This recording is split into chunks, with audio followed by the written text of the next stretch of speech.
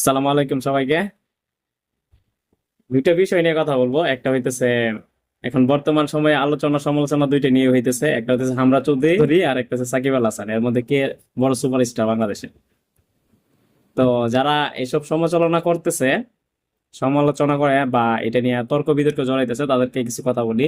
অথবা তারা ইতিহাস না যায় নাই বা কোনো কিছু না যায় নাই, এটা নিয়ে সমালোচনা করতেছে বা তর্ক বিতর্ক করতেছে।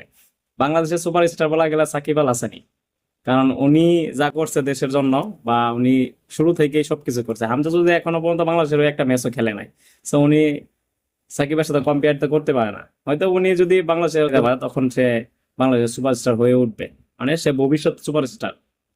কিন্তু সাকিব আল হাসান তো উনি বাংলাদেশকে রিপ্রেজেন্ট করছে, বাংলাদেশ ক্রিকেট টিমকে এ পর্যায়ে নিয়ে গেছে। ওকে সারা বিশ্বের মানুষ চিনে। হ্যাঁ, হামজা চৌধুরীকে মানুষ সবাই চিনে, তবে ফুটবল সারা বিশ্বে অনেক চাহিদা, যার কারণে অনেকে অনেক চিনে। কিন্তু ক্রিকেটের দিক দিয়ে হলে আমাদের এশিয়া মহাদেশ বলেন, আফ্রিকা মহাদেশ বলেন, এই কয়েকটা মহাদেশ মিলে ক্রিকেটের একটা সাম্রাজ্য।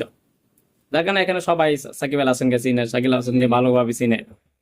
আমরা যারা তর্ক বিতর্ক জড়াইতেছি হামজা চৌধুরী নাকি সাকিব আল হাসান সুপারস্টার, তো তাদের কিছু কথা বলি। ভাই, জ্ঞান নিয়ে কথা বললেন। সাকিব কতগুলা ম্যাচ খেলছে বাংলাদেশের হয়ে, কতগুলা ম্যাচে সে অবদান রাখছে নিজের অলরাউন্ডার পারফরমেন্স দিয়ে। আর হামজা চৌধুরী এখনো খেলেই নাই। উনি আপকামিং এই যে এই উইকে হয়তো বা বাংলাদেশে ল্যান্ড করব, এরপরে না ভারতের সাথে একটা ম্যাচ। তিনি ভবিষ্যৎ সুপারস্টার, কিন্তু এখন বর্তমান সুপারস্টার সাকিব আল হাসান। ধন্যবাদ, আসসালামু আলাইকুম। হ্যাঁ, হামজা চৌধুরী অনেক বড় মানের একজন ফুটবলার। উনি ইউরোপিয়ান ইউরোপিয়ান লিগে খেলে, অনেক ভালো ফুটবল খেলে। ওনার অনেকগুলো ভিডিও ক্লিপ আমি দেখছি, অনেক ভালো খেলে। কিন্তু আমরা বাঙালিরা হয়তো ভুলে গেছি সাকিব আল হাসানের অবদান। হ্যাঁ, সাকিব আল হাসান অনেক ভালো একজন অলরাউন্ডার। উনি যখন ছিল ওনার সময় কিন্তু উনি ভালো অলরাউন্ডার ছিল। বাংলাদেশ কোথায় ছিল আর বাংলাদেশকে কোথায় নিয়ে গেছে সাকিব আল হাসান, সেটা আমরা ভুলে যাইতেছি। হ্যাঁ, আমরা যদি আপকামিং সুপারস্টার, কিন্তু আমরা যদি বলি যে হামজা চৌধুরী সুপারস্টার না সাকিব আল হাসান সুপারস্টার, তাহলে এই জায়গাতে আমরা ভুল করবো। এখানে কোনো তর্ক বিতর্কই চলে না। আর আমরা ক্রিকেট বিশ্বে, ক্রিকেটের খেলা যারা দেখি বিশ্বে, তারা সাকিব আল হাসানের নামেই কিন্তু বাংলাদেশকে চিনে। সাকিব মানেই বাংলাদেশ। তখন কিন্তু হামজা চৌধুরী এখনো বাংলাদেশের হয়ে মেসি খেলে নাই। উনি অনেক ভালো প্লেয়ার, অনেক ভালো খেলে।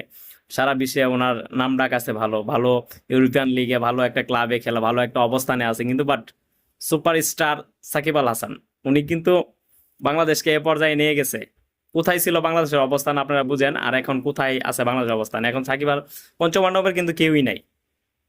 পঞ্চপাণ্ডবের একজন কিন্তু সাকিব আল হাসান ছিল।